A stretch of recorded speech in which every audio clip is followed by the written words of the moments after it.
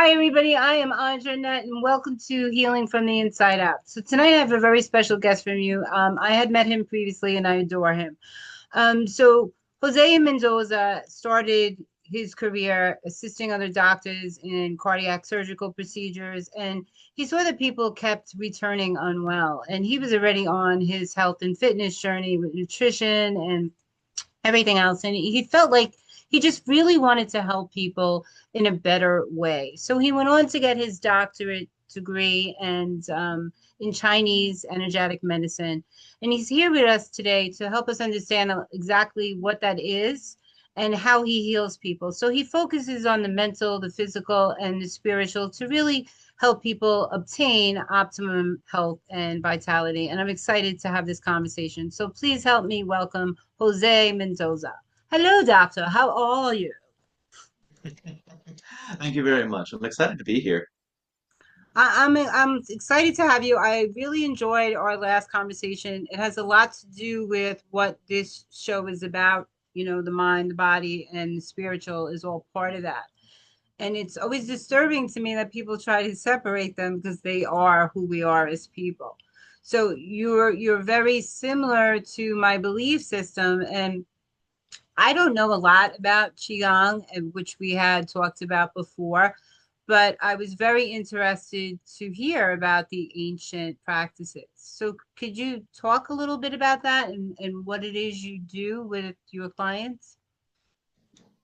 Absolutely. So let's break down what Qigong is first.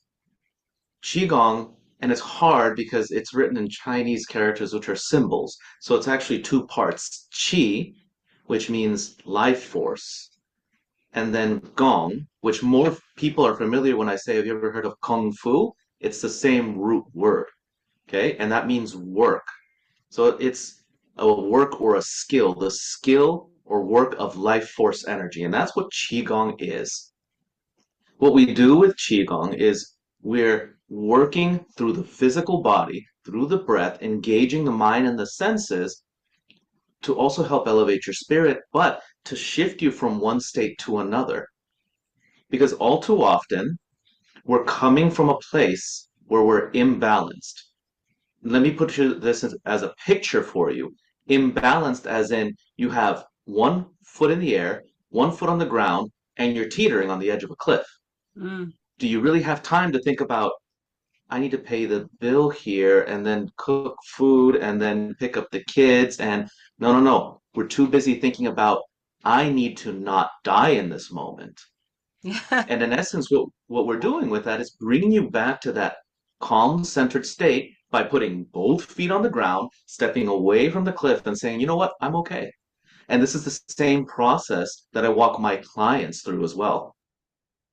I think that's really needed today because so many people are very disconnected in society, and it's very hard to bring them back in because they are my excuse me. They're very disconnected in society. Someone just came in, so there had to be something. Sorry about that. It's my husband's birthday. So I find that everybody's very concerned with things outside of themselves for validation, seeking approval and permission just to be who they are.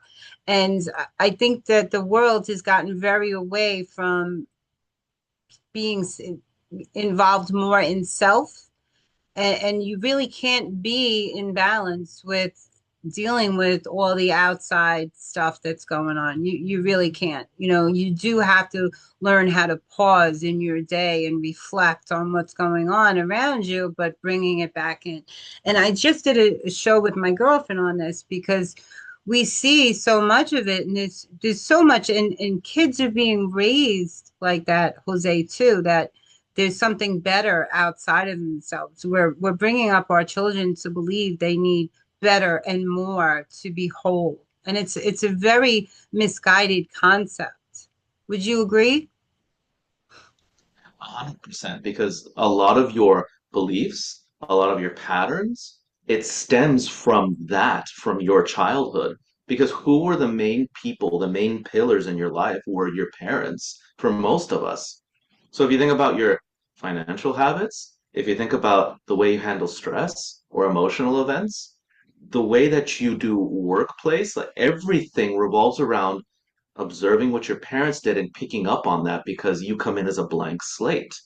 So, what we're really trying to get to is who are you really? And to do that, you have to take off these extra layers that were bundled on you because you're thinking the world is cold. So, you need all these layers.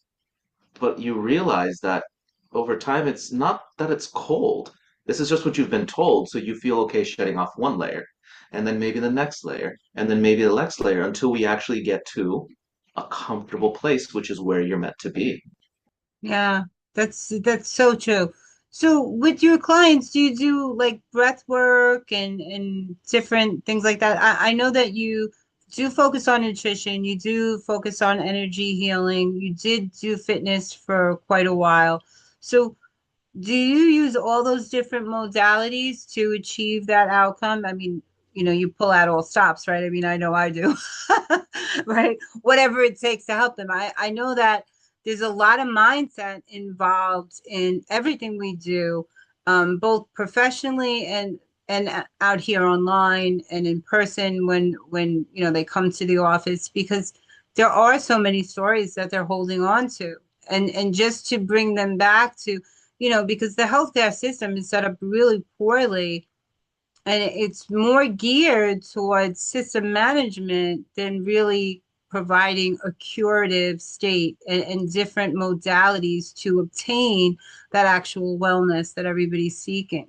And they're getting like little bits and pieces from everywhere. And everybody learns differently. Some are visual, some are auditory, and so they're surfing the net looking on Google for answers, and online there's millions of different people saying this is correct, no, this is correct. So what is your advice to them? Because you probably encounter that in your business, that people have come in with a certain amounts of beliefs. So how do you shift that to help them get back to whole? Yeah, every individual person's a little different. So we always take the background into consideration, right? Everybody has a story, but at the same time, we all experience the same things.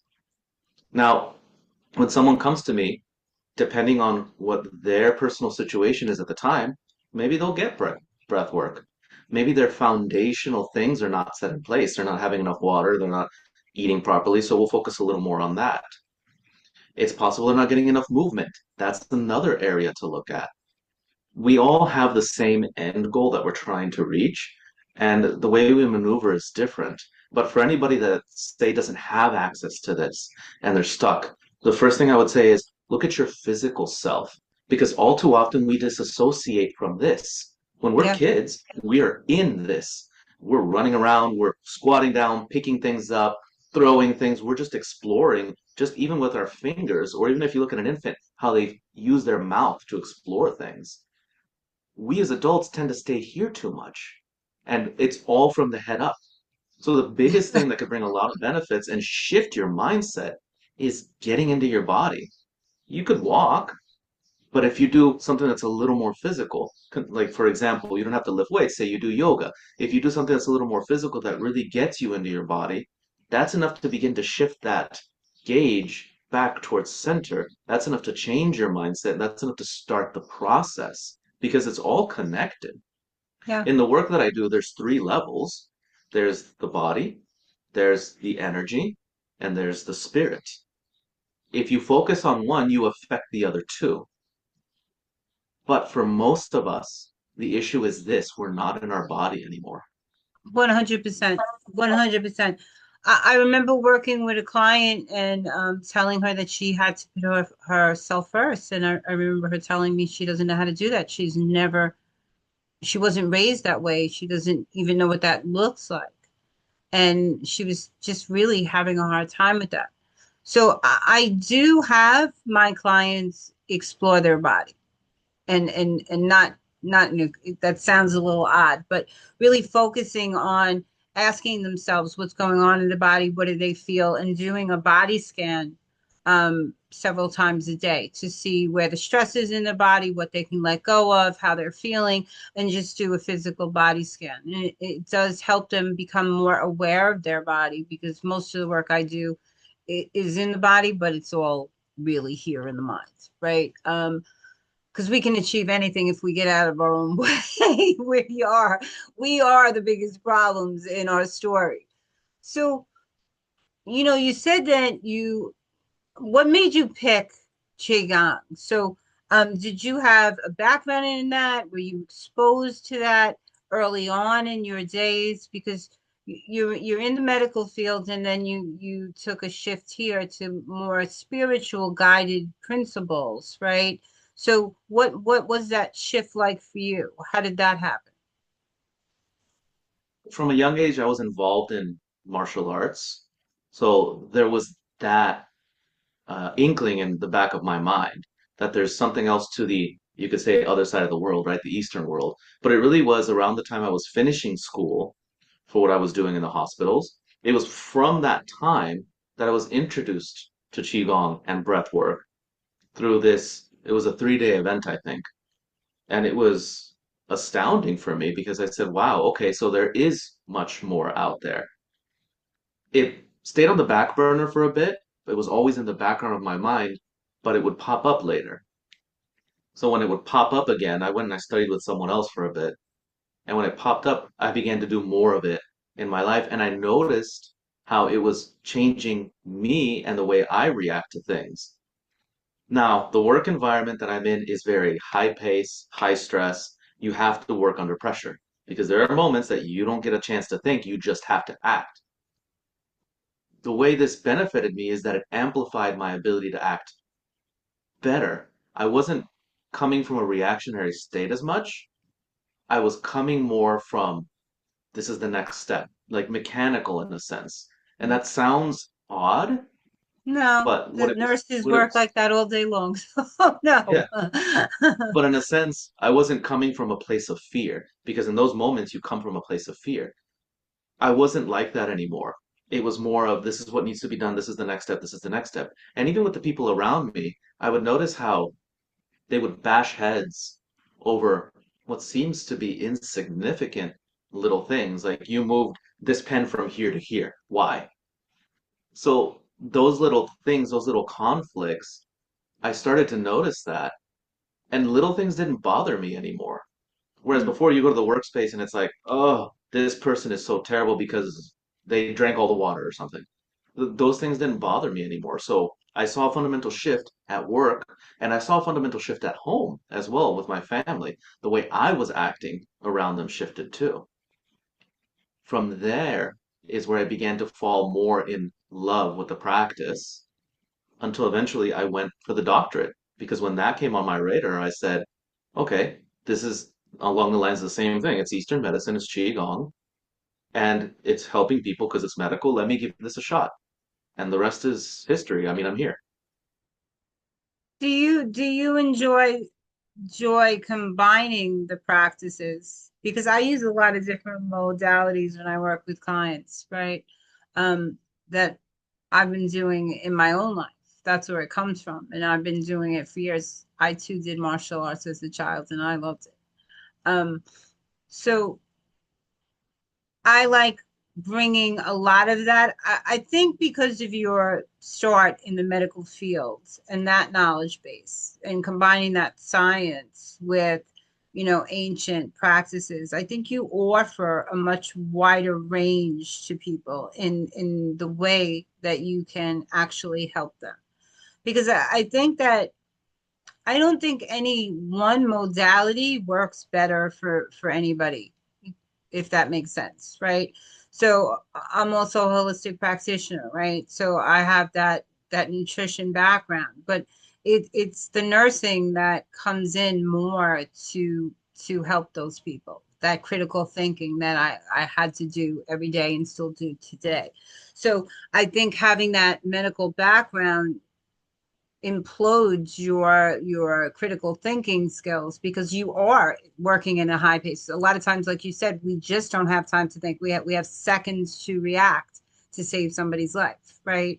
So when you combine that and then you have that slow and steady with the Qigong, the relaxed, calm state, it's a nice balance, right?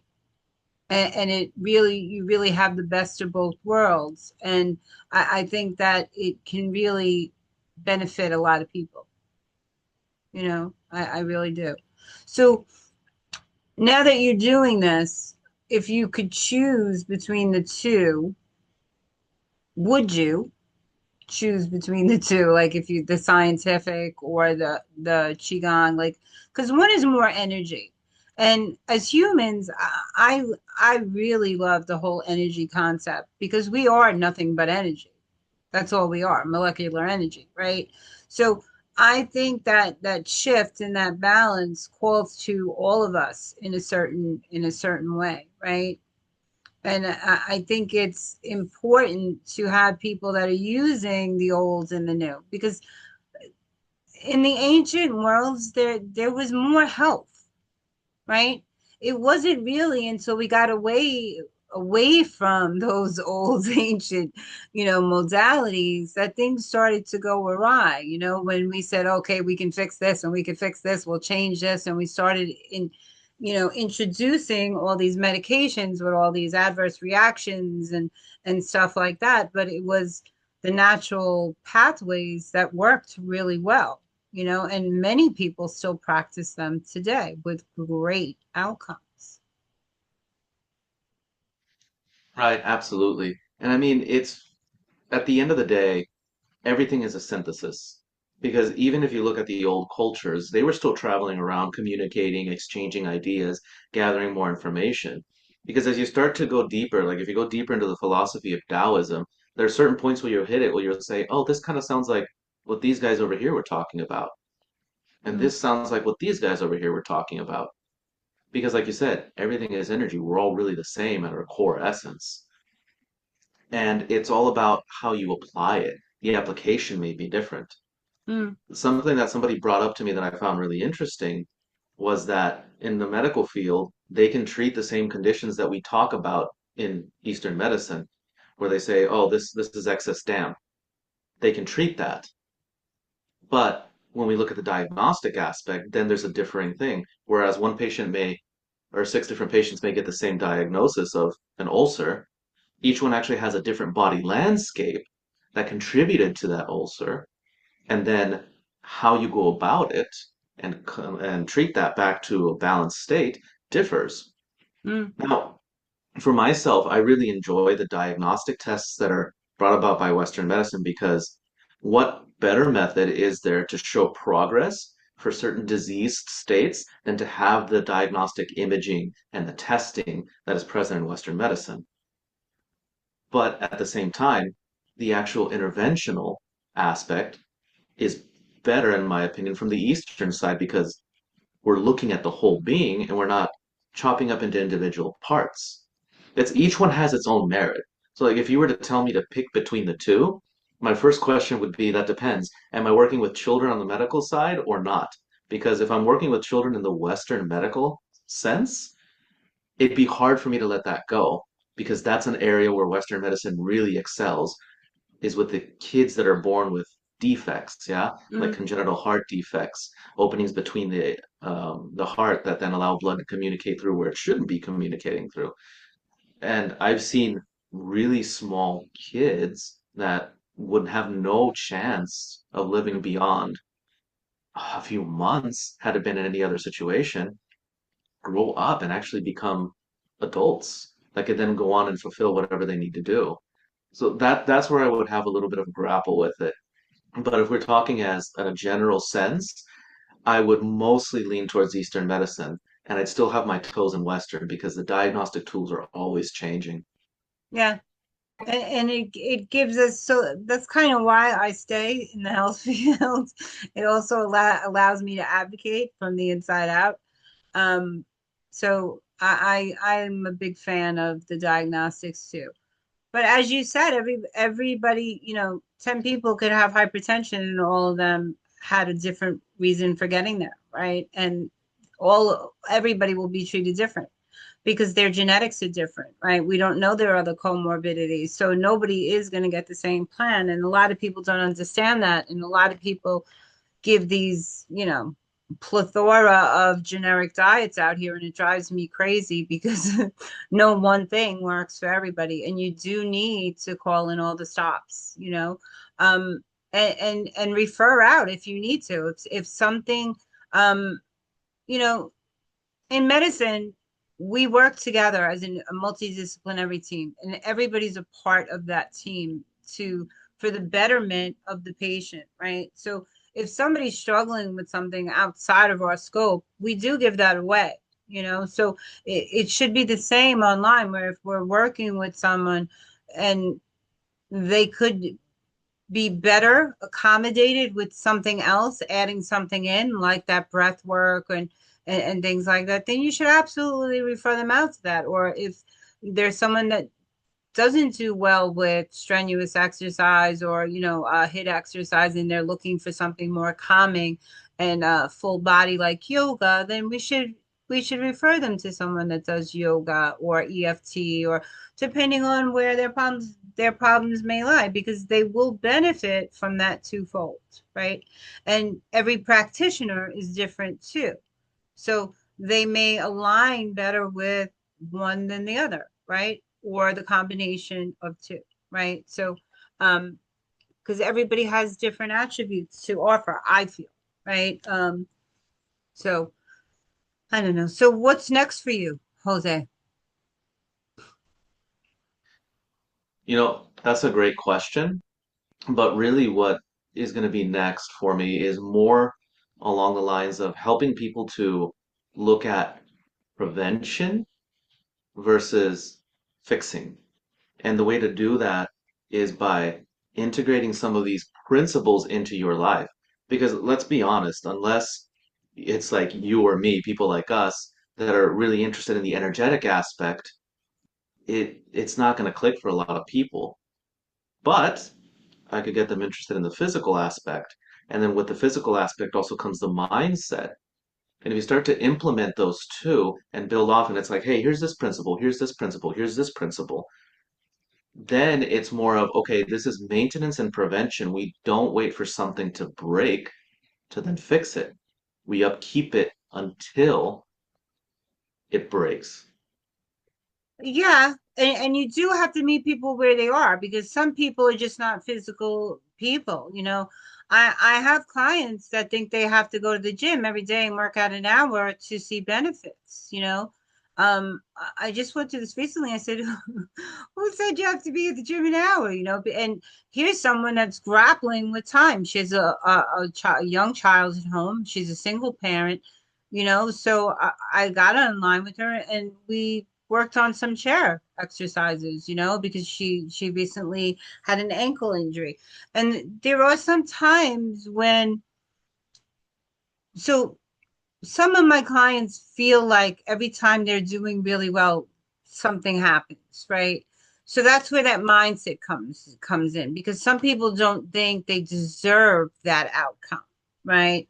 So we that's when we do the redirect, and we show them an easier, softer way, because a lot of people will say, "Oh, I can't do an hour exercise," and they're trying to do that when they don't need to do that, and that decreases their motivation and their stability, their long-term, outcomes, right? So you do have to meet them where they're at. If they can only walk right now, if they could, implement some chair exercises, or do a 3-minute hit exercise every morning. 3 minutes is better than nothing, right? So, and sometimes that's where it starts. When I started on my journey, Jose, I swear to God, I couldn't even touch my toes. I couldn't touch my toes anymore. And I was an athletic child, you know, up until my 30s, I was athletic, and then it went all downhill from there, right? Well, probably my late 20s, and then it went all downhill from there. I have family grief, loss, struggling with nobody diagnosing me for the conditions I had, and all kinds of stuff, right? And if someone told me I had to exercise for an hour every day, when I was struggling to do that 15 minutes, I wouldn't have done it. So I just did what I could. And that's the approach, and the prevention is to keep doing it because I want to say it's about the same time every year when my thyroid just shifts. You know, I have Hashimoto's, but it borders on Graves and it goes back and forth. And I could feel that happening in my body, and I get less active, I want to say, or less motivated, and I start to slack off on things. And it's so much easier to stay in shape than it is to get in shape, but you got to keep doing it. And a lot of people forget that concept, especially women. They get busy, they're like those caretakers, and they slack off. So and I wrap myself out. I have to because that keeps me focused and honest. So, what do you do in your day to day to keep you focused and to keep you on track with your goals? The biggest thing is the practice. There's always some sort of meditative practice early in the morning because that's my anchor. And without that, there's been days where I've had to push it until later in the day, and so I'll end up doing it around noon, and I don't feel right, even in my own body, Mm, without having done those practices. If I do it before the gym, great. I feel fantastic. And if I do it after the gym, it's not until after the gym that I feel like myself, if that makes sense. It's similar to how some people don't feel themselves unless they've had however many cups of coffee they want to have. Then mm. they feel like themselves. It's similar to that, but the difference is that coffee is just bringing me up to baseline. With this, with what I've done, my baseline is shifting. And so each time my baseline is higher, and I'm nudging it, and I'm nudging it, and I'm nudging it. So now I'm able to make space by removing what isn't necessary and start to focus on what's important. And it's constantly shifting, it's constantly changes. As you go and you develop, you don't stay the same, right? Because somebody once told me that true happiness is found in continuously growing. Yes. And if you think about it, what does a plant do? What does a tree do? A tree is constantly growing, trying to reach up towards the sun because that is its happiness. And we should do the same. Well, I'm focusing on that. I'm always trying to grow, and I see that you're bringing in more modalities and stuff like that, and I think it's great what you're out there doing and how you're serving. I really do. If people wanted to get in touch with you, how would they do that? Two ways. I have a website, rise2human.com, where you can schedule a 15-minute consultation, or I also have posts that I put up, blog posts for your education so that you can learn a little more, not just about what I do, but just about health in general. And also, I have an Instagram handle, JMDCEM, which is Jose Mendoza, Doctor, Chinese Energetic Medicine. And you can feel free to message out to me through that platform as well, should you need something. Okay. So I want to thank you for coming in today. It was absolutely wonderful meeting you and having this conversation. And I hope you'll come back on one of the other shows because we have several where you would be very, very appreciated. I want to thank the audience for listening to us today and have a great day, guys. Thank you.